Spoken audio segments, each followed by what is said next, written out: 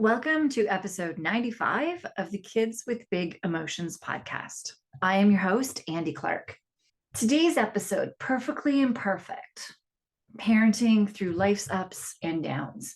Let's be real, parenting is hard, and no one really escapes childhood without moments that shape us. And as parents, we're bound to unintentionally pass some of those moments on to our kids. This isn't about blame or guilt. It's about recognizing that we are all human.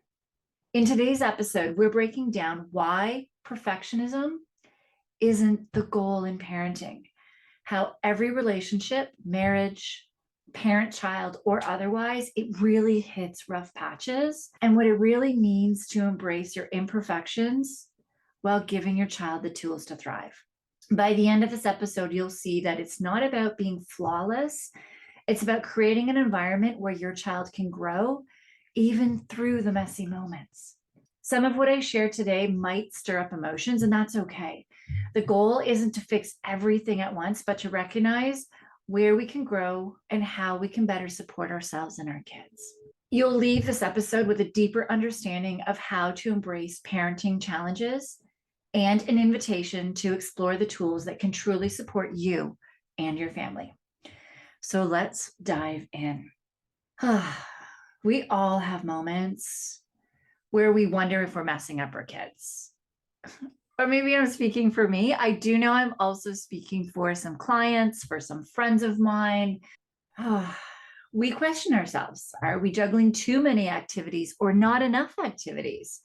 We're working through stress in relationships, maybe, or we're working like how we praise our kids at times too. We second guess our everything. Like, should we be praising them? I remember a client of mine, oh my gosh, I'm going to say about 20 years ago. And she had said to me that she had two girls, that she will not make comments about them being pretty and beautiful.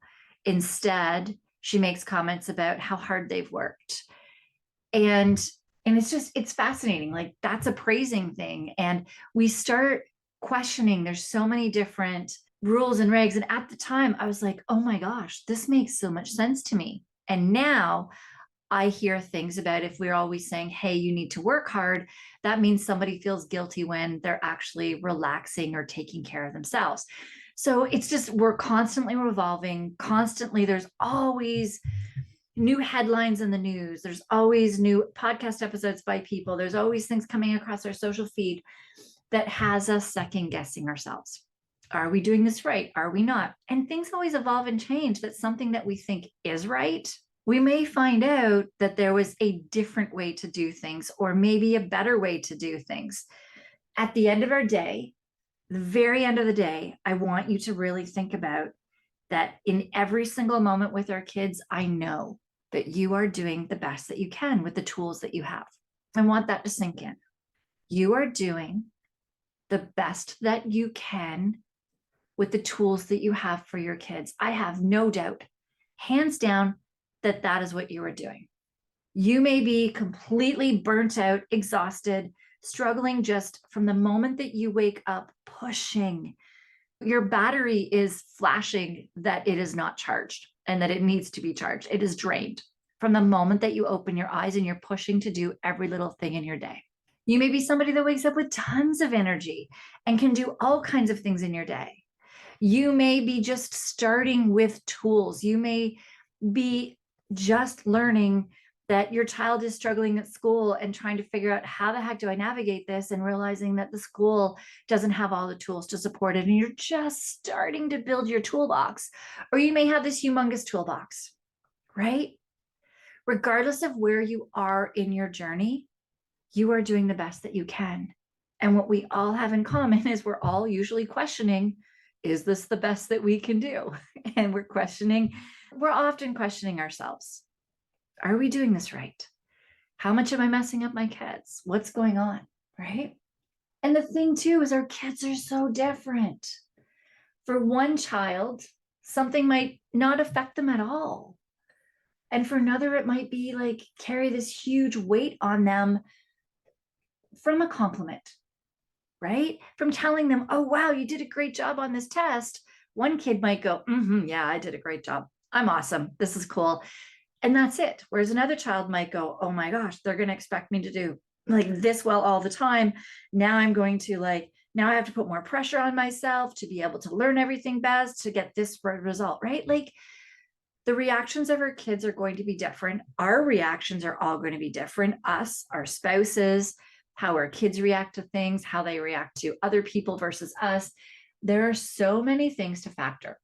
One child may need a packed schedule and another child may need a very empty schedule. And we look at all of these other parents with all of these other kids that react different than our child does. Our child has big emotions, be it anxiety, be it anger and frustration, be it perfectionism, fear of making mistakes, all of these things. And how they view things, how we view things, how we interact with them is really going to affect one child differently from another. And so if you're sitting here and you're thinking about another parent, I'd like you to think about me. What if you heard about me where I said something to my child and my child did not react well to it? It had great intentions behind it. It had tons of love and kindness and caring and compassion, and it came from a really good place in my heart. And my child reacted bad to it. Would you think, oh, she's being a really bad parent right now? Or would you give me kindness, caring, and compassion? I'm going to place bets that you would give me some kindness, caring, and compassion. I would hope that you would. The crazy thing is if we flip this in a mirror and have you, when you are in a situation with your child, where you, from a place of kindness, caring, compassion, you know what? Yeah, let's stay with this for now. You're coming at this child with kindness, caring, compassion, and they react badly to what you're saying. Are you going to give yourself as much empathy and compassion as you gave me, or you gave your friend, or you gave your neighbor?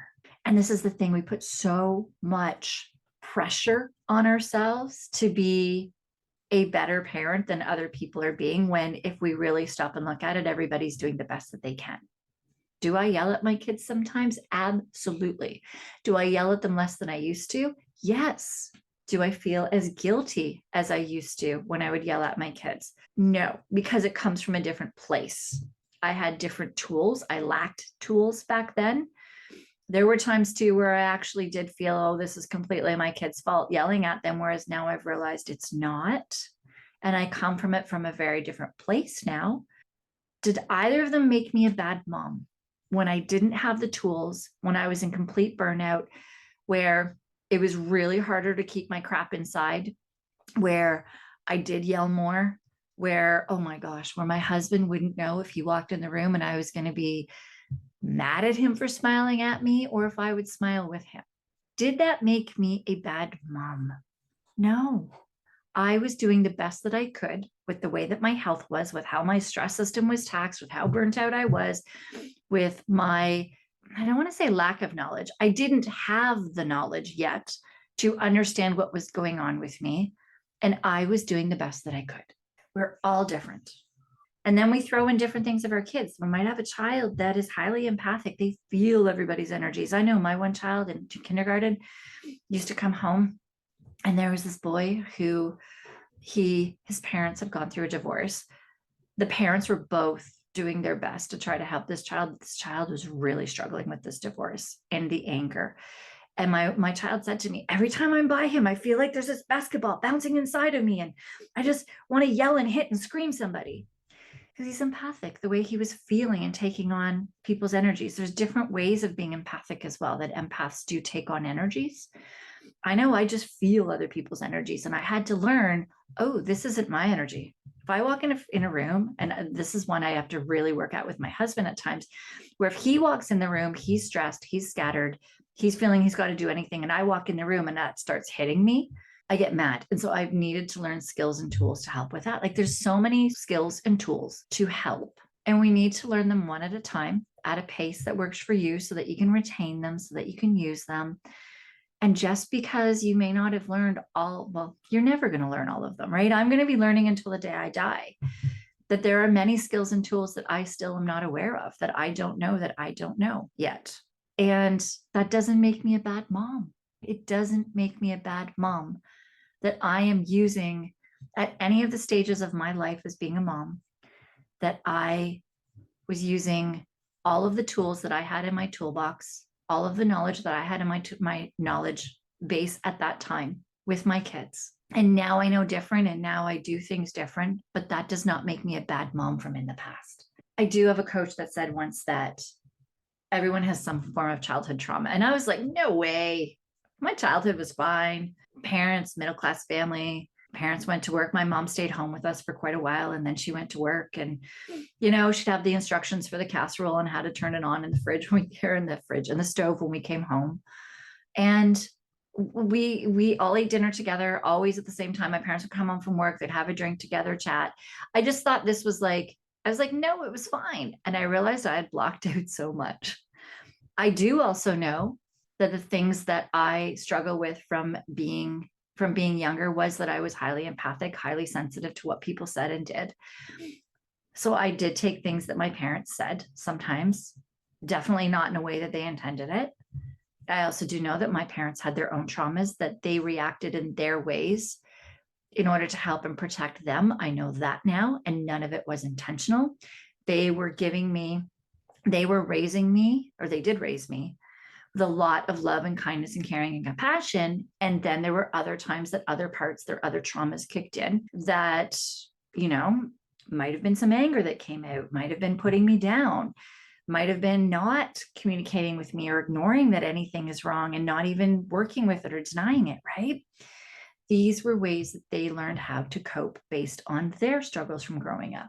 There are so many generational traumas that have been passed on. And I was speaking with my neighbor about this 2 summers ago, actually. I recall exactly. I was painting the front of her house and she was helping me paint and we were chatting.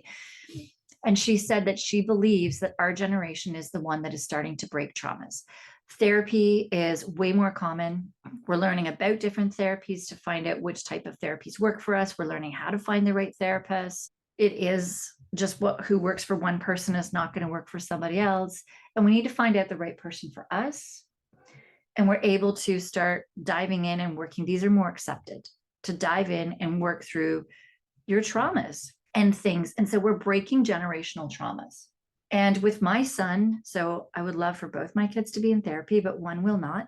He's working through perfectionism, fear of making mistakes, all of these things that he feels like talking about any of his struggles or his issues or anything like that is a marker as to himself as a human. He judges himself really hard, of which I'm going to say he's improved so much on it. I'm super proud of him. And oh my gosh, he's come a long way.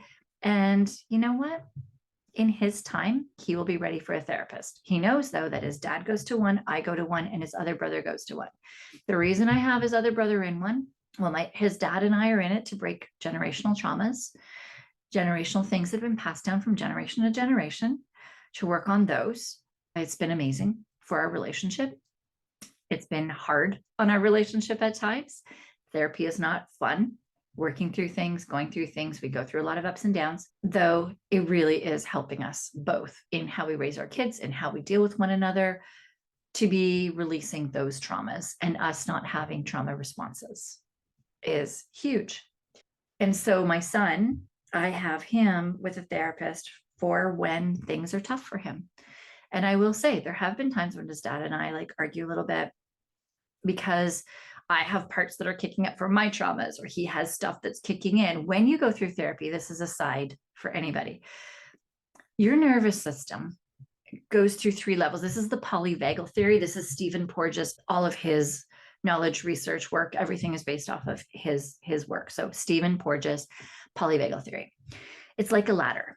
You have 3 rungs on this ladder, and the top rung is where your nervous system is completely regulated.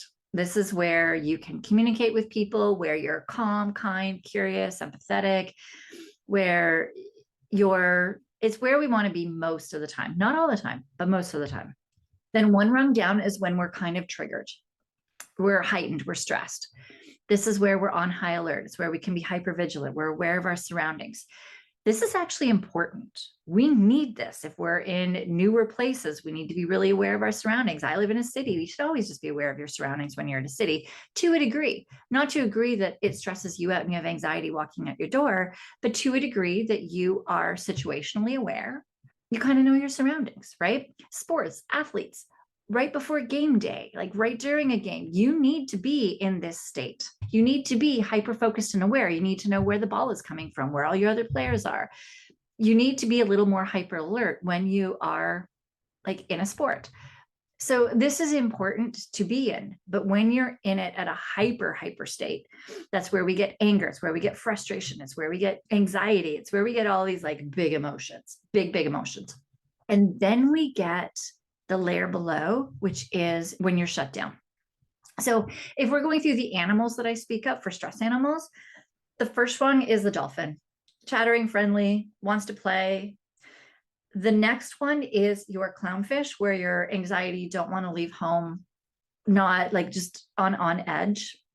And the other one for that same level is the shark, where you're really on the prowl. You're a predator. You're waiting for somebody to attack. You're ready to attack at any moment. And then the lower one is where I call the turtle. That's where you're like hidden in your shell. That's where somebody shuts down. And so if somebody's going through therapy and somebody has been in that shutdown mode, they actually have to go through that second level where they get angry, where they start getting frustrated, where they might cry all the time, where they might like, and I know this for me. So in therapy, I know that I'm working my way out when I start crying. When there is something that I have completely shut down, completely put a wall up, and as I'm working through it, I might cry a lot. And I know that I've hit on it and I'm actually working my way out of that nervous system regulation. I will say, as my husband and I have been going through therapy, we've gone through those stages because my husband has a lot shut down. As I said, I had walls that were shut down. We blocked things out, right? When I had a lot that was blocked out, and then I realized it was there, whoo, floodgates came out, some anger came out, like all of these emotions come out. This is a good thing in one way, because it's a good thing because we know that you're working your way out of it, but it's a hard thing in your relationship. And I do remember my husband getting really upset one day and we were out for a walk and I was like, okay, remember me telling you about this? This is a good thing. Don't feel like you have to shut down these feelings anymore. Don't feel like you have to, like, you're going to get angry and that's okay. And we need to understand this. And it's important for my kids to understand this as well. So if my husband and I are fighting a little bit, if we are disagreeing a little bit, it's important for him to have somebody else to talk through and work through these things. If we say things, not if, when we say things that do hurt him or that do bother him, he needs somebody that he can talk to so that those don't become traumas in him. Or if they do become one, a trauma is something that's too fast, too soon, too quick for our brain to process, that he has somebody to talk about it with, that he already has a rapport with, that already knows him, that I can already work through things. So the trauma doesn't get as deep set inside. And he can also learn about our generational traumas, and he needs to break those in himself as well. So it's really important to be able to have these chats with your child, but also to have them, get them with a therapist that is not you. That, like, I will literally have these conversations with my son about generational traumas, which ones I've learned about and how I see some of those manifest in him. And then he'll go and talk to his therapist about it and work through it with them. It's really important to know that we all are going to screw up. We're all going to mess up. You're constantly going to be learning new tools. If you choose to, you can be somebody that is stuck, but I'm going to guess if you're listening to this podcast, you're somebody that actually wants to learn, wants to, do better for your kids, do better for yourself. At the same time, I'm going to ask that you don't put too much pressure on yourself and too much perfectionism on yourself and set your bar way too high that it stresses you out and becomes unachievable and makes your life really, really hard. These steps are slow. These steps happen over time. Sometimes the less that we force them, the less, like, I need to take breaks once in a while. I really do. And that's why too, like my support circle, it's a month-to-month membership. It's, if somebody can stop for a while, if they're like, whoa, information overload. Some people can just pause. They can keep their membership and can just pause all notifications, choose not to go in the group for a little while, choose not to get updates sent what's happening in the group. That's fine. and give themselves that break. I know even for me with books, like I'm in the middle of reading this most amazing book on attention. I love it, but I know that I also need to like stop to read it, to take notes and do all that. And I'm like, no, I need to stop consuming at this moment. I need to stop consuming tips, tricks, information, and I need to implement. I need some time for my brain to process all of this. And I'm in one of those stages right now where, I mean, shoot, I've been doing this executive functioning course for this last year, and I need to process all of that and be like, how does this fit in? Because then I do what I did in the last few episodes where I do this whole series and training and I go full tilt in it. And I'm like, no, I need to make sure that we're really not pushing ourselves too much and that we're pushing ourselves at a pace that's good for us. There's so much going on in your life, with your career, with your family, with your health, with your finances, with everything that's going on in your life, with all the stages your kids go through. Every stage changes. And we need to go at a pace that works for you and bringing on these tools. You need to go at a pace that works for you, for your health. So all of these things we are adding into our lives at a pace that works for you with no pressure. So as I said, like no relationship is ever smooth all the time. In our relationship with our spouse, in our relationships with our friends, in our relationships with our kids, they all have seasons. There's different stressors. I mean, it could be too where a friend lost a parent or a spouse at a certain time of year, and that becomes a very struggling time for that friend during that time. And if they haven't worked through their traumas and learned how to process them and learn how to manage them, it could be a tough time for your friendship every year during that time frame. And then the rest of the season is okay. This could be the same in a relationship with kids. I mean, all the stages they go through, the growth stages, the hormones that are being thrown at our children. I mean, it is a lot. And then we have these traumas that come into play. It's not the presence of these challenges that matter. It's how we respond to them that makes the difference. Are we beating ourselves up? Are we thinking, oh, we're not where we want to be yet as a parent? We're not doing where we set the bar for us as a parent yet. Instead of stopping and looking back and thinking of how much we've learned since that child came out of us and how much we've learned, like, oh my gosh, what I thought parenting was and the parent I thought I was going to be when I was pregnant, before I had kids, is so different than who I am now. Both my kids are so different. They both have different needs from me. What's going on in my life is different. And we need to adjust and adapt and work through all of these things. I never thought I had traumas before I had kids. I never thought I had to work through anything in order to, work on better skills to be a better parent, and better friend to myself. This is a big one. We have to be a friend to ourselves. We have to like ourselves. We have to be kind and caring to ourselves before anybody else will be. That's really, really important. Sometimes we do think that the solution is to fix every single problem and to do more or to be more for our kids. And that actually starts creating traumas in our kids because they start thinking that they have to be more, that they have to do more, that they have to fix every problem. And the truth is that doing more doesn't always help. It can often add to the overwhelm for both you and your child. That's why, too, my support circle, we're like, go at your own pace. Go at a pace that works for you. If what that means is you come in and you read the feed from other parents and give support to them at the moment. I mean, I really would like you asking for support before you give support to other people in the group. It's super important to get support. Many of us are not good at asking for support. So coming into the group, just posting something of, I just need a virtual hug today. I just need to know that I'm going to get through this. And if that's what you need right now, if that's the stage that you're at, do that. Don't listen to any of the lessons in there. Don't go into the sleep or the executive functioning or the stress sections. Don't go in and say, hey, I need a hug today. Can you guys just give me a hug today? That is okay. And that's huge. And you need to celebrate that. Absolutely celebrate it. There's also, it's interesting. I know I've done episodes on this too, where like the Let Grow Project, they talk about how the resiliency of our kids is really changing. Like it used to be, and studies are showing with this, that it used to be that kids could go outside and test things. They could test how high they could climb a tree, how high they could jump from. And sometimes they hurt themselves and they realize their limitations. They realize what they can do. They realize literally what they can and cannot do. And quite often, because of, at least where I live in the city, I don't know about actually more rural living. I'm curious to hear from many people, but it's not common here for kids at a certain age or up to a certain age to go to the park by themselves. And studies are showing that it's good for them to do that. It's good for them to be around their friends and have to navigate conflicts with their friends and have to navigate who goes first, who does this, who does that, and to not always have a parent in there helping them navigate it. Those give our kids more confidence in themselves. It gives them the ability to do more.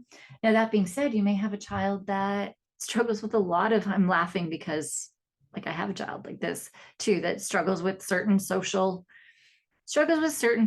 work, socially, certain rules and expectations. I was just reading a post where somebody was saying that their child's a definite rule follower and tells on the kids when they're not following rules and isn't having friends from it, right? That's different. Those are some things where we may need to step in and give that child support. But if a child's not struggling with those things, giving them some more freedoms, letting them go and explore more, letting them have more freedom and flexibility on, cooking in the kitchen, making their own food, being a little more responsible for certain things, doing their laundry, just being outside and doing things. It really does help a lot in how the child feels about themselves and us as well as parents, letting them fail. It is important for us to let our kids fail and learn how to navigate it, and for them to know that we're there when they have questions and need support. And it is hard. It is hard when you want to reach in, you know the answer, and you're like, I can help you with this. And they're like, nope. I have one child that when he was born, we used to do sign language when they were little before they could speak. And help was one of our sign languages. And he always shook his head no. Always. Didn't matter what it was. Did not want help with anything. And that is quite often true to this day. He's like, I'm going to figure this out on my own. If he's gotten to a point of trying on his own enough, sometimes he will actually come and ask for help or questions. And it is hard to stand back and watch him keep trying and trying when you're like, oh, I could tell you in like 1 minute how to make that work, but they don't want to. And the accomplishment that he feels once he does figure it out is good. Now, he needs to have a little more balance on how much he is willing to accept and help from other people. And we're working on that. He has come a long way, though it is fascinating just to see his progress. It's also has been a good test to me as a parent to not always step in because I know that I'm going to get yelled at, and to let him figure it out and navigate. That's how he learns.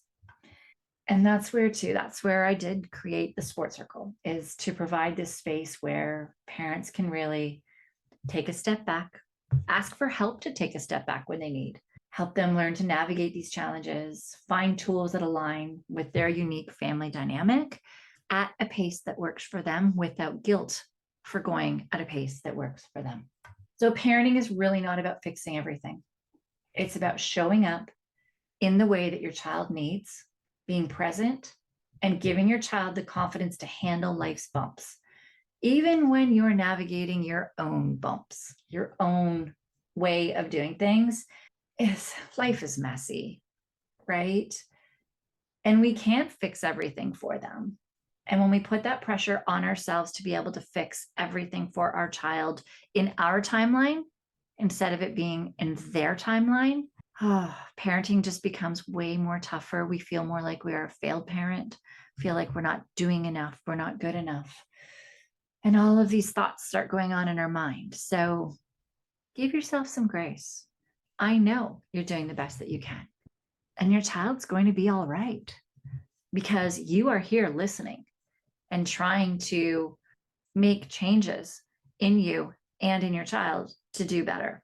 I'm actually just going to reiterate again that you can slow down. It doesn't have to be crazy fast. Go at a pace that works for you. Don't overwhelm yourself. Pause when you need. You are doing a really great job. A really, really great job. It's not about doing everything perfectly. It's about having a toolkit for when things feel overwhelming.